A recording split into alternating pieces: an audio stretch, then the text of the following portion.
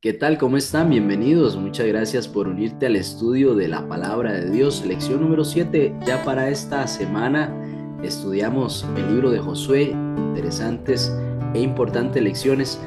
Esta semana el título es Lealtad Suprema. Adoración en medio de la guerra. Vamos a analizar algunas acciones, decisiones que tomó Josué en momentos que parecía que lo que debía hacer era otra cosa. Sin embargo, el principio bíblico es buscar primero a Dios y ahí está la victoria. Por eso vamos a adentrarnos en este interesante tema para esta semana. Quédate conmigo, ya casi iniciamos.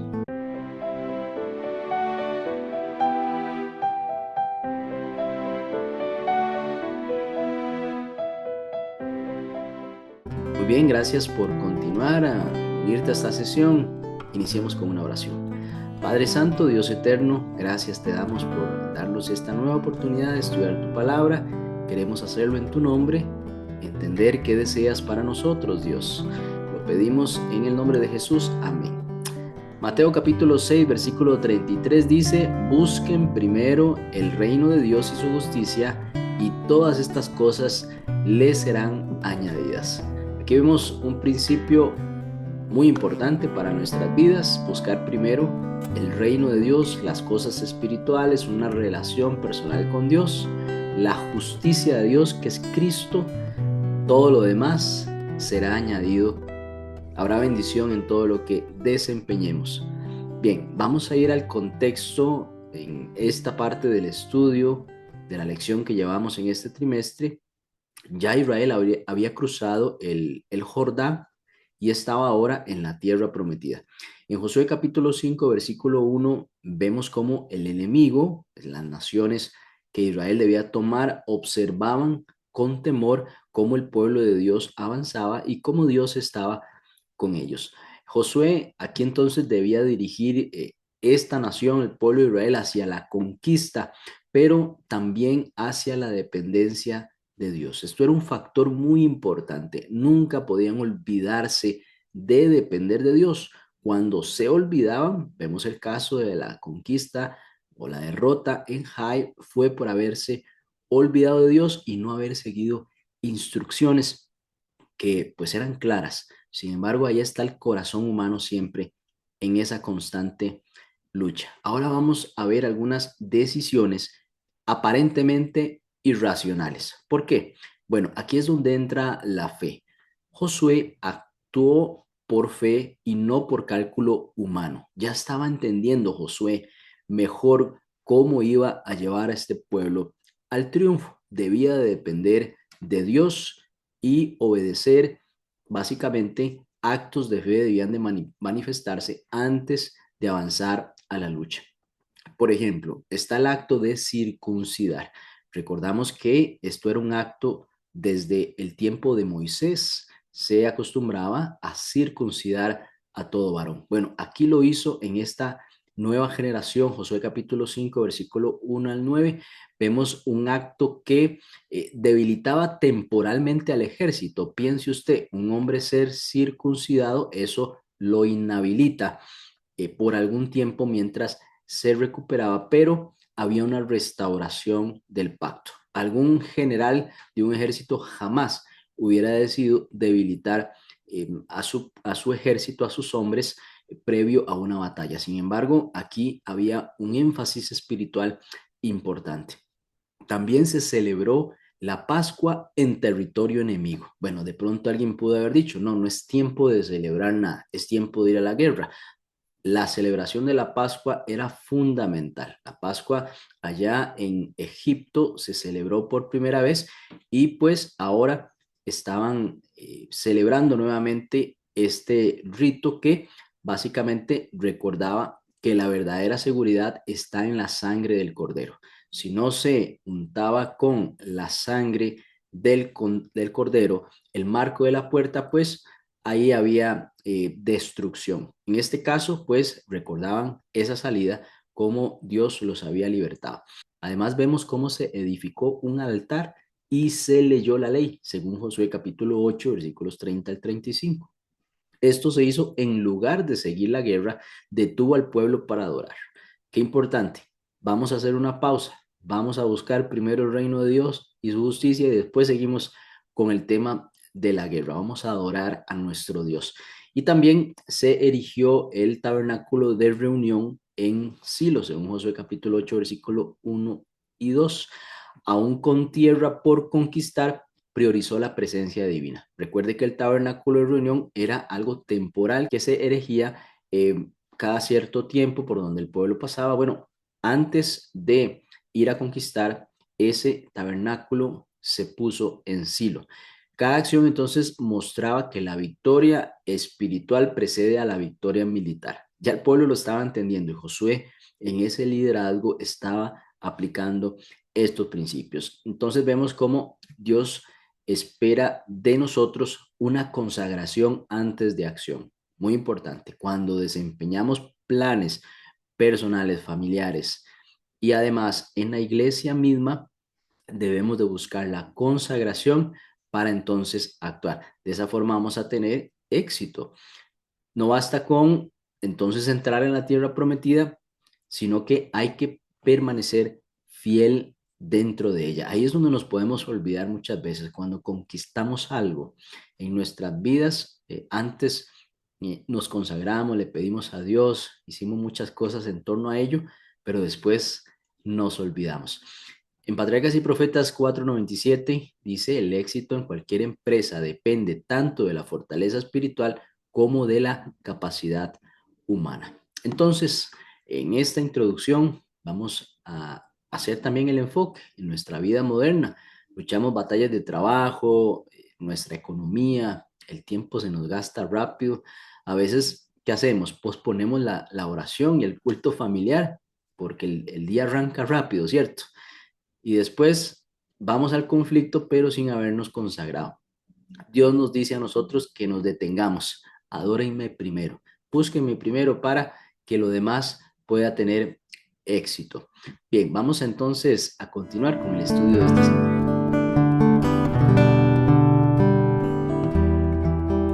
En Josué capítulo 5, versículo 1 al 7 se registran dos eventos importantes. Uno de ellos es la circuncisión.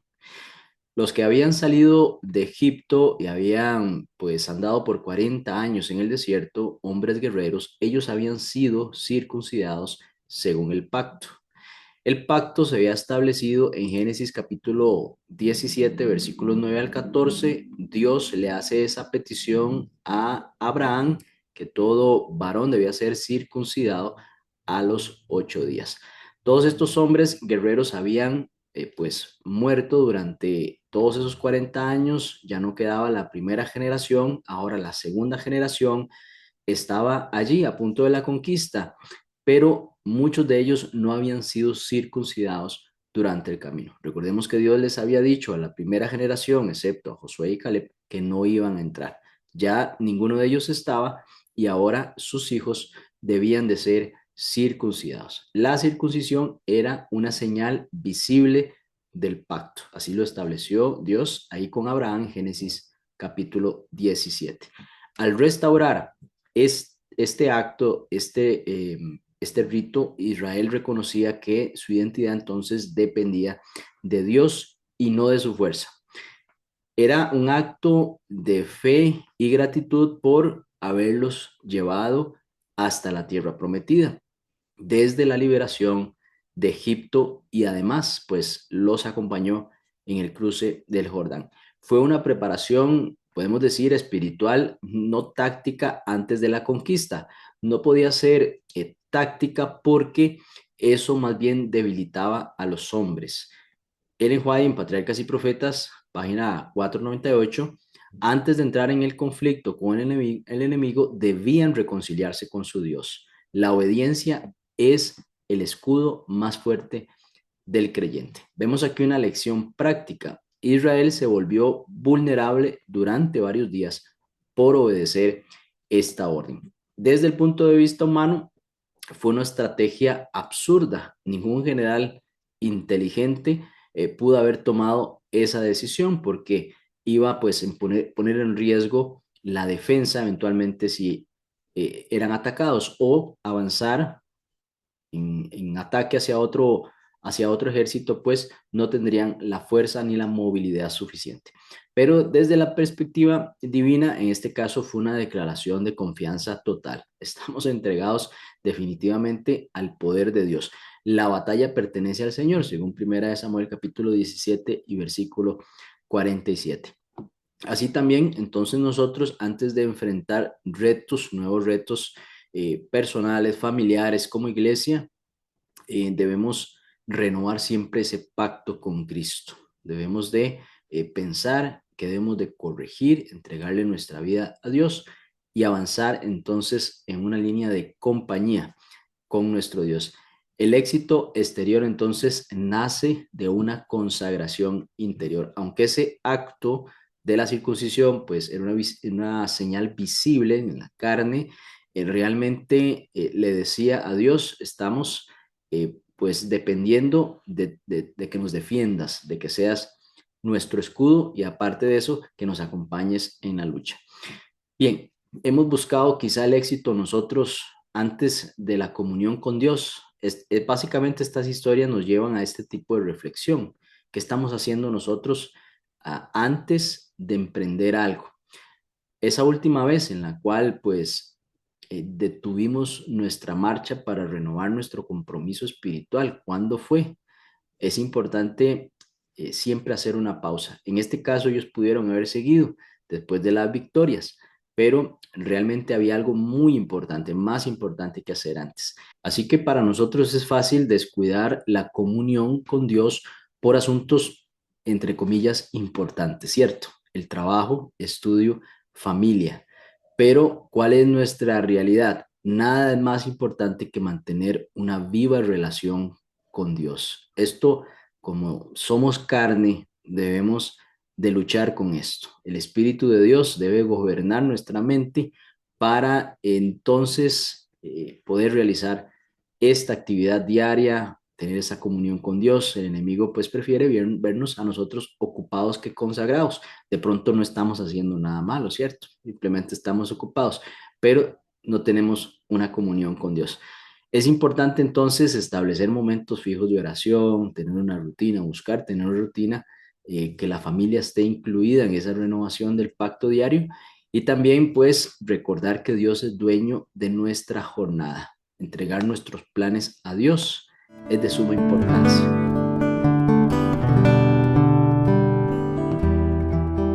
Bien, en Josué capítulo 5, después de la circuncisión, el versículo 8 hace este énfasis, y cuando acabaron de circuncidar a toda la gente, se quedaron en el mismo lugar en el campamento hasta que sanaron. Y Jehová dijo a Josué, hoy he quitado de vosotros el oprobio de Egipto, por lo cual el nombre de aquel lugar fue llamado Gilgal hasta hoy. Luego, en el versículo 10 menciona cómo el pueblo acampó allí mismo en Gilgal y celebraron la Pascua. Lo hicieron a los 14 días del mes por la tarde aquí en los llanos de Jericó, y al otro día de la Pascua comieron fruto de la tierra, los panes sin levadura y en el mismo día espigas nuevas tostadas. Además, quiero resaltar lo que sucedió en el versículo 12. Dice, y el maná cesó el día siguiente, desde que comenzaron a comer el fruto de la tierra, y los hijos de Israel nunca más tuvieron maná, sino que comieron de los frutos de la tierra de Canaán aquel año. Note que ya no estaban en el desierto, sino que en el lugar donde estaban había fruto de la tierra. Por eso dice acá que después de haber renovado el pacto por medio de la circuncisión y también después de celebrar la Pascua, pues el maná cesó y podían ahora disfrutar del fruto de la tierra. Y básicamente celebrar la Pascua era un recordatorio de que Dios los había sacado de Egipto, de esa tierra en la cual habían sido esclavos, de tierra de servidumbre. El pacto y la Pascua entonces iban de la mano, obediencia y gratitud. La circuncisión era obediencia y la Pascua básicamente significaba gratitud por haberlo liberado de la esclavitud y ahora estaban pues recibiendo la tierra prometida. Aquí hay un significado teológico importante. La Pascua tiene doble propósito. lo que hemos mencionado, conmemorar el pasado, esa liberación de la mano opresora de Faraón, y también algo muy importante, anunciar el futuro. ¿Por qué? Bueno, el sacrificio del Cordero de Dios que quita el pecado del mundo, según Juan capítulo 1 y versículo 29. Cada cordero que se sacrificaba en los altares que se erigían, básicamente señalaba hacia Cristo. Primera de Pedro, capítulo 1, versículo 18 al 19, dice, fuiste rescatados, usted y yo, con la sangre preciosa de Cristo, como de un cordero sin mancha. Primera de Corintios, capítulo 5, versículo 7, dice, Cristo, nuestra Pascua, ya fue sacrificado por nosotros. Así que aquí la Pascua no era solo la memoria de Egipto, lo que había sucedido ahí, esa liberación de la esclavitud, sino era una profecía viva de la cruz, como Cristo, nuestra Pascua, nos iba a liberar de la esclavitud del pecado. Aquí vemos cómo Jesús también, ya avanzando los evangelios, celebró la Pascua con sus discípulos y la transformó en lo que hoy llamamos la última cena del Señor o la cena del Señor, según Mateo capítulo 26, versículos 26 al 29, y en Primera Corintios lo menciona el apóstol Pablo en capítulo 11, versículo 23 al 26. Nosotros como iglesia, pues en forma periódica, cada trimestre, un fin de trimestre, al inicio de cada trimestre, se celebra la última cena del Señor. Este acto, pues, marcó ese cumplimiento antitípico de la Pascua. Ya no habría que entonces sacrificar corderos. El verdadero cordero había sido ofrecido. Básicamente era lo que mencionaba o mencionó Juan el Bautista. He aquí el cordero de Dios que quita el pecado del mundo. Ya no era necesario sacrificar más animalitos. Ese derramamiento de sangre en esos animales ya no era necesario porque el Hijo de Dios mismo venía a derramar su sangre en ese sacrificio, en esa crucifixión, en la cruz del Calvario. Así como Israel en su momento esperaba entrar en esa tierra prometida, en una Canaán terrenal, nosotros los redimidos hoy esperamos entrar en esa Canaán celestial, en ese lugar donde pues vamos a vivir eternamente con Dios. Ahí vamos a celebrar algo que se llama la cena de la boda del Cordero, según Apocalipsis capítulo 19 y versículo 9. El deseado de todas las gentes, página 622, nos menciona lo siguiente. Así como la Pascua señaló la liberación de Egipto, la cena del Señor señala la liberación del pecado y la cena de las bodas del Cordero señalará la redención final. Vemos como en la palabra de Dios encontramos escenarios que después retoman diferentes elementos y los van replicando y aplican a nuestra vida hoy y también en el futuro que Dios quiere para nosotros. Muy importante siempre recordar cada día lo que Cristo hizo por nosotros, su ministerio, su vida, su muerte, su resurrección, su intercesión y su pronta venida. No hay que esperar únicamente a la Santa Cena para meditar en el sacrificio de Cristo. Eso básicamente es una renovación es simbólica y tangible en la iglesia del pacto que tenemos con Dios por medio de Cristo, el nuevo pacto. Cada oración, cada acto de obediencia que usted y yo hagamos, cada perdón ofrecido, básicamente es una forma de recordar su sangre. Nosotros podemos constantemente en esa comunión que tenemos con Dios recordar el ministerio de Cristo. Debemos de adorar en medio de la batalla, porque de pronto la batalla nos puede sacar de contexto y enfocarnos entonces únicamente en la batalla.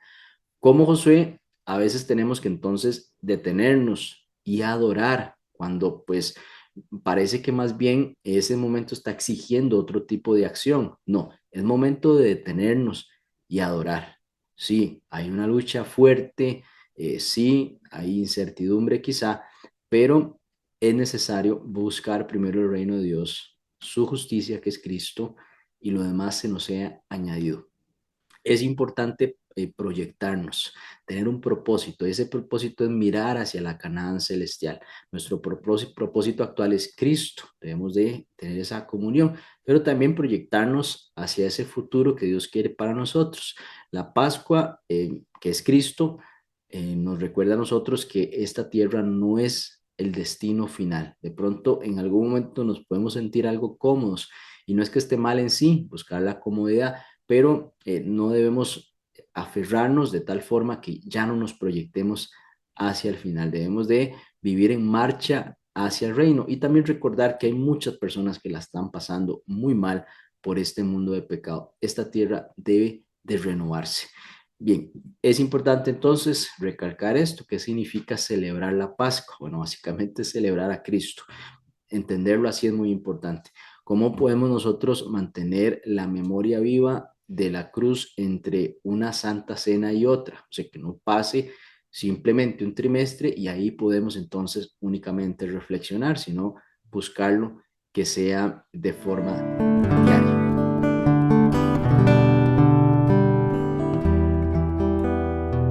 En Josué capítulo 8 y versículos 30 en adelante encontramos un evento en el cual se da la lectura de la ley en el monte Ebal. Ahí dice que Josué edificó un altar a Jehová en el monte Ebal, como Moisés, siervo de Jehová, lo había mandado en algún momento a los hijos de Israel, y además como estaba escrito en el libro de Moisés. Además, un altar de piedras enteras sobre las cuales nadie alzó hierro, y ofrecieron sobre él holocaustos a Jehová y ofrendas de paz. Ahora, en el 32 nos menciona algo interesante. Dice, también escribió allí sobre las piedras una copia de la ley de Moisés, la cual escribió delante de los hijos de Israel. Y entonces todos los jueces, los ancianos, los oficiales estaban en pie uno y otro lado del arca. Estaba el altar donde se ofreció holocausto, unas piedras que se erguieron y donde se escribió la ley de Moisés, y además estaba el arca del pacto, y ahí estaban los sacerdotes levitas, claramente. Ellos llevaban el arca del pacto, también extranjeros y naturales del pueblo y foráneos, y la mitad de ellos estaba viendo hacia el monte Gerizim y la otra mitad hacia el monte Ebal, de la manera en que Moisés en algún momento había mandado. Y ahí se bendecía el pueblo primeramente, se leían todas las palabras de la ley, las bendiciones y también las maldiciones, conforme a todo lo que había sido escrito. No hubo nada que Moisés mandó que Josué no hiciese: leer delante de la congregación, de todas las mujeres, los niños y de los extranjeros que moraban en tierra allí. Así que en la antigüedad es muy importante hacer notar cómo los altares eran monumentos espirituales. Ellos representaban, por ejemplo, memoria de las promesas divinas, reconocimiento también de la soberanía de Dios sobre la tierra, testimonio de fe también que se pasaba de generación en generación. En este caso, vemos que este altar es una confirmación del cumplimiento de las promesas que se habían hecho a Abraham, a Isaac y a Jacob. Los patriarcas soñaron básicamente lo que Josué estaba viviendo. Ellen White en Patriarcas y Profetas, página 128, dice: los altares de los patriarcas eran señales del camino que recorrían, proclamaban su fe en las promesas de Dios. Cada vez que estos patriarcas erigían un altar, básicamente estaban señalando ese camino a justamente donde Josué estaba en este momento. En Josué capítulo 8, versículos 30 y 35, resaltamos cómo hay un contraste poderoso. Vamos a resaltar esto. De un capítulo de batalla y destrucción, el texto pasa ahora a un escenario de culto y renovación de pacto. Vemos que en lugar de levantar una fortaleza, como lo haría cualquier ejército que va avanzando, Josué levanta un altar y escribe la ley sobre estas piedras que han sido trabajadas. ¿Esto qué nos enseña a nosotros? Bueno, que la conquista no era el fin en sí, sino el medio para establecer un pueblo obediente al pacto, porque Dios podía llevarlos allí o a otro lugar, pero realmente lo importante era la relación del pueblo con Dios, esa obediencia que era la que iba a determinar que Dios iba a estar con ellos. Entonces el propósito, muchas veces lo perfilamos con ir a conquistar. El propósito no era dominar territorios, sino formar una nación santa. Se iban a beneficiar por esa relación, claramente. Bueno, retomamos un poco esta parte de las palabras de la ley que fueron incrustadas o escritas en estas piedras encaladas.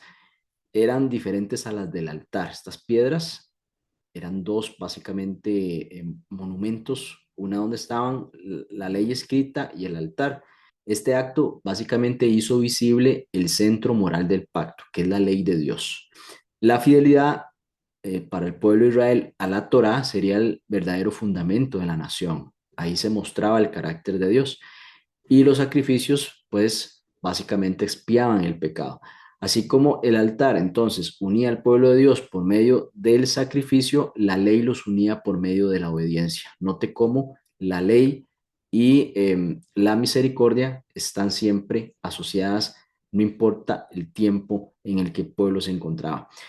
Sabemos que Josué, Yeshua, es figura de Jesús en el Nuevo Testamento, pues que vino a renovar el pacto eterno y a conducirnos ahora nosotros a la obediencia en el corazón. Mateo 5:17 dijo Cristo: no piensen que he venido a abrogar la ley o a los profetas, no he venido a abrogar o a quitar, sino más bien a cumplir. Vemos cómo entonces Cristo edificó ese altar supremo, la cruz, donde la misericordia y la justicia se encuentran, y allí selló ese nuevo pacto, un pacto definitivo entre Dios y la humanidad, porque esto es mi sangre del nuevo pacto, que por muchos es derramada para remisión de los pecados. Hoy, bueno, nosotros no tenemos la costumbre de levantar altares de piedra, ya no es necesario, pero sí podemos edificar altares espirituales cada día en nuestra vida. Culto familiar o personal, siempre está este énfasis importante, un lugar de encuentro con Dios. Oración en momentos de crisis, detenernos para recordar quién nos sostiene. Actos de obediencia, también cada vez que obedecemos a Dios, levantamos un altar visible, porque eso se refleja en nuestras acciones. Servicio y gratitud, cuando nosotros ayudamos o testificamos, reafirmamos que hay un pacto ante otros, ese pacto que tenemos con Dios. Por eso cada altar espiritual que nosotros levantamos básicamente proclama que Dios sigue siendo el centro de nuestra vida.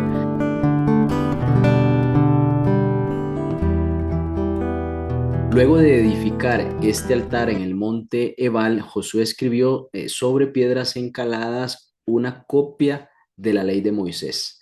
Piense usted el tiempo que pudo llevar esto, y cumplió con las instrucciones dadas en Deuteronomio capítulo 27, instrucciones dadas por Moisés.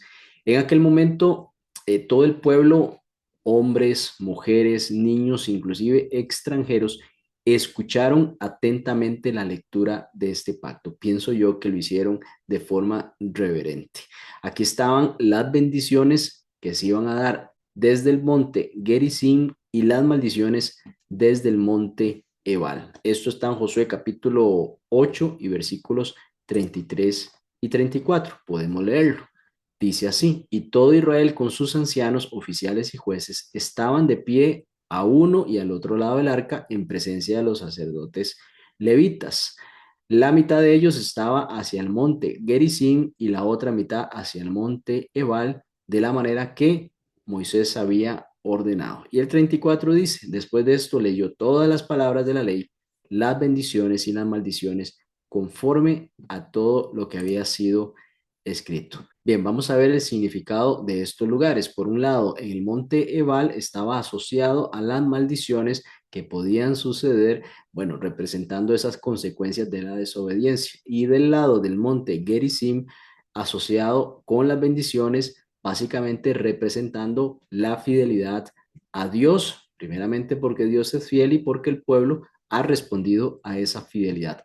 Ambos montes frente a frente formaban un escenario visual del pacto con el arca también en el centro, el arca del testimonio, los dos montes a los dos lados, mostrando que la presencia de Dios básicamente era el punto medio entre el juicio y la misericordia. Qué impresionante esta escena. Bueno, ¿cuál es el propósito de escribir la ley de Moisés en piedra? Bueno, Dios mandó que fuese así porque él quería que fuese un monumento visible, no en pergaminos privados que por ahí se podían esconder, se podían destruir fácilmente, sino que de forma visible escritos en piedra. Bueno, la sencilla razón es porque el ser humano, usted y yo, olvidamos con facilidad. Deuteronomio capítulo 8, versículo 11 dice, guarda tus mandamientos para que no te olvides del Señor tu Dios. Esta piedra simboliza permanencia, simboliza claridad y también un recordatorio constante. También especialmente por las generaciones nuevas, los niños que estaban ingresando, podía decir la tercera generación, era pues un mensaje visible, público, también duradero, estaba escrito en piedra y también proclamando básicamente que la obediencia trae bendición y la desobediencia trae ruina. Era un mensaje bastante claro que Dios les estaba dando a su pueblo. Dios constantemente busca que recordemos porque evidentemente nos olvidamos fácilmente. Así que este acto de escribir la ley sobre la roca mostraba que el pacto no era algo temporal. Estamos hablando de algo permanente, algo eterno. Ahí en esa roca tenía ese simbolismo. Dios quería guardar entonces estos principios no solo en piedra, sino también en el corazón de su pueblo. Jeremías 31:33 dice, daré mi ley en su mente y las escribiré en su corazón. La piedra era un simbolismo, pero donde realmente eso debía calar en el corazón, en la mente de nosotros. Cristo mismo se convirtió en la roca del pacto. Él llevó sobre sí las consecuencias del pecado, según 2 Corintios capítulo 5 y 21, para que entonces usted y yo pudiéramos recibir las bendiciones del pacto. Cristo básicamente fue hecho pecado para que usted y yo pudiéramos recibir las bendiciones. Él recibió la maldición del pecado, la muerte, toda la culpa sobre él, para que usted y yo fuésemos beneficiados con la vida eterna, vencer el pecado y así poder acceder a las promesas finales de Dios. ¿Qué símbolo podemos obtener de Ebal y Gerizim? Bueno, estos dos montes representan básicamente las dos respuestas posibles al llamado de Dios. Queremos obedecer, recibimos bendición, paz, victoria. Si vamos a desobedecer, pérdida, maldición, esclavitud espiritual, consecuencias de la vida, muchas veces irreparables. Jesús tomó sobre sí la maldición para que nosotros recibiéramos la bendición, Gálatas 3:13. De este modo, entonces vemos cómo el altar y la ley están escritas en piedra y se unen en un solo mensaje. El sacrificio y la obediencia, entonces, van de la mano. Hoy no escribimos en roca los mandamientos, ¿cierto? Pero sí necesitamos grabarlos en nuestra memoria y en nuestro corazón. ¿Qué podemos mencionar como rocas modernas? Bueno, momentos de oración y compromiso renovado. Todos esos actos especiales que usted hace personal, la devoción matutina, hay temas que impactan nuestra mente. Yo recuerdo pues días que hubieron temas que realmente me impactaron y tuvieron un antes y un después en cómo yo veía algunas cosas. Con la familia también uno puede recordar algunos cultos especiales con algunos matices por los niños. Eso va calando en la mente y van quedando escritas en el corazón como si estuvieran escritas en piedra. Bueno, algunas decisiones firmes en fidelidad, escribirlas, hacer pactos con Dios, algunos cuadritos significativos con algunas frases bíblicas que pues como familia pudiésemos adoptar. Esto definitivamente fortalece nuestra memoria espiritual. Quedan ahí escritas como en piedra, pero en nuestro corazón.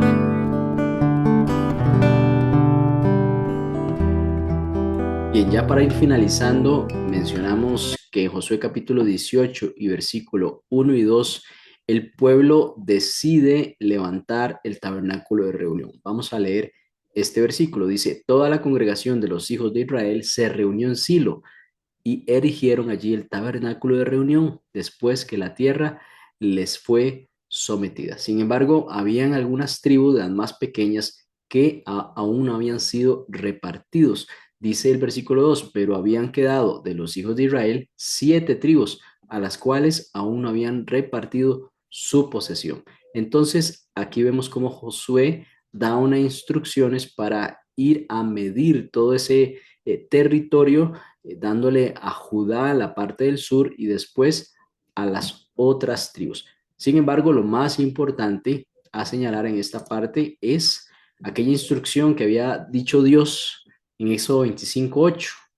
Harán un santuario para mí y habitaré en medio de ellos. Así que levantar el santuario en Silo era una pausa no solo necesaria, sino también sagrada. Antes de que el pueblo tomara total posesión de la tierra, debía reconocer que el verdadero dueño de esa tierra era Dios. Así que el tabernáculo básicamente representa la presencia viva de Dios entre ellos y además confirmaba que la conquista no se debía a la fuerza militar, sino a la guía divina. Básicamente lo que Dios había querido enseñarles todo ese tiempo. El significado del santuario podemos decir que recordaba tres verdades esenciales. La primera es Dios habita en medio de su pueblo. La segunda, la adoración es el centro de la vida. Toda bendición depende de la comunión con Él. Este como elemento número 3. Josué mostró que la prioridad no era terminar la guerra, sino mantener la presencia de Dios. Podía ser en unos días, en una semana, en un mes. Eso no era lo importante, sino que Dios estuviera con ellos. El culto entonces precede a la conquista. Muchos planes tenemos nosotros. La pregunta es, ¿hemos buscado a Dios primero? La adoración precede a la victoria. Démosle la gloria y la honra a Dios antes siquiera nosotros de obtener las cosas. Hoy no tenemos un tabernáculo terrenal como el que erigió allá Moisés en aquel tiempo, el que venía el pueblo después construyendo conforme avanzaba, pero tenemos el santuario celestial, el que fue el modelo para crear el terrenal. Ahí Cristo ministra por nosotros. Lo encontramos en Hebreos capítulo 9. Él es nuestro mediador y nuestra esperanza. Así como este campamento de Israel giraba alrededor del santuario, nuestra vida debe girar alrededor de Cristo. Cada día nosotros podemos levantar nuestro silo en el altar familiar o personal, también en la oración antes de actuar, poner nuestros planes en las manos de Dios, la adoración que da sentido a nuestro trabajo y nuestras luchas, ir caminando con propósito. Ellen White dice, la presencia de Dios entre su pueblo es su mayor victoria. Vemos cómo Josué entendió que antes de conquistar la tierra, el pueblo debía conquistar su corazón para Dios. Por eso, antes de la espada vino el pacto, antes de la victoria vino la adoración y antes del descanso vino la presencia divina. Cada altar, cada ceremonia y cada acto de fe recordaban que el verdadero poder de Israel no estaba en su ejército, sino en su comunión con el Señor. También nosotros necesitamos detenernos en medio del ritmo acelerado de la vida para renovar nuestro pacto con Cristo. Cuando lo buscamos primero, todo lo demás se ordena, porque las batallas del creyente no se ganan con prisa, sino con presencia, la presencia de Dios en el corazón. Vamos a orar para finalizar. Muchas gracias, Señor. Hemos estudiado tu palabra y hemos aprendido cómo debemos de poner toda nuestra confianza. Vamos a orar para finalizar. Señor, muchas gracias. Hemos aprendido por medio de este avance de tu pueblo liderado por Josué que debemos de buscar primero tu reino, tu justicia que es Cristo y lo demás es añadido, Señor. Ayúdanos a priorizar en nuestro día a día el tener esa comunión contigo, Señor, porque entendemos que ahí está la victoria, no por nuestro esfuerzo, no por nuestros planes, sino porque hemos empezado contigo y nos vas a acompañar. Gracias por escucharnos, gracias por esta promesa para nosotros en el nombre de Jesús. Amén. Bien, nos vemos la próxima semana, si el Señor así lo permite. Hasta pronto.